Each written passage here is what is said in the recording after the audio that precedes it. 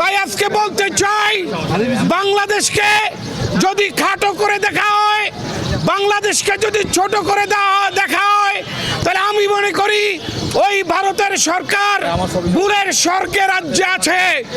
আমরা বাংলাদেশ একটি স্বাধীন এবং সার্বভৌম রাষ্ট্র।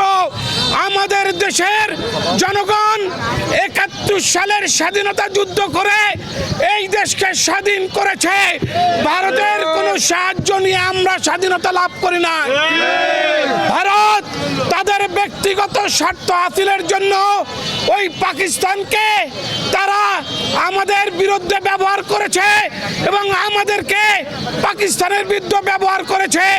আর আমরা মুক্তিকামী বাংলাদেশি, আমরা স্বাধীনতার জন্য যুদ্ধ করে আজকে বাংলাদেশ স্বাধীন করেছি। ভাইরা আমার, তাই বলতে চাই, আমরা কারো করুণা নিয়ে রাষ্ট্র চালাতে চাই না।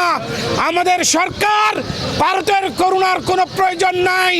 তাই বলতে চাই, আপনারা ভবিষ্যতে যদি বাংলাদেশের কোনো পতাকা যদি আপনারা অবমাননা করার চেষ্টা করেন, বাংলাদেশের নাগরিককে যদি অপদস্থ করার চেষ্টা করেন, কোনো হাই কমিশনে যদি আপনারা আঘাত করেন, বাংলাদেশে ভারতীয় কোনো হাই কমিশন রাখা হবে না। তাই বলতে চাই, আমরা বক্তব্য দীর্ঘায়িত করব না।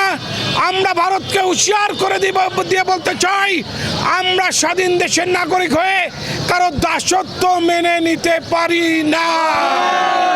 তাই আগামী দিনে ভারতের যে কোনো কর্মকাণ্ড আমাদের বিরুদ্ধে যদি করে, আমরা সেটা প্রতিহত করব এবং জাতীয়তাবাদী দল এদেশের মানুষকে সাথে নিয়ে সেটা প্রতিহত করবে ইনশাল্লাহ।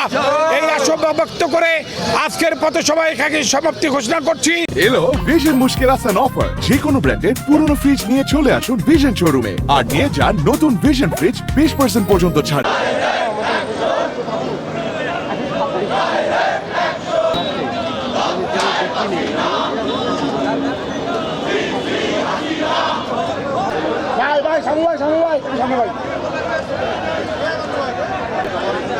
ভাই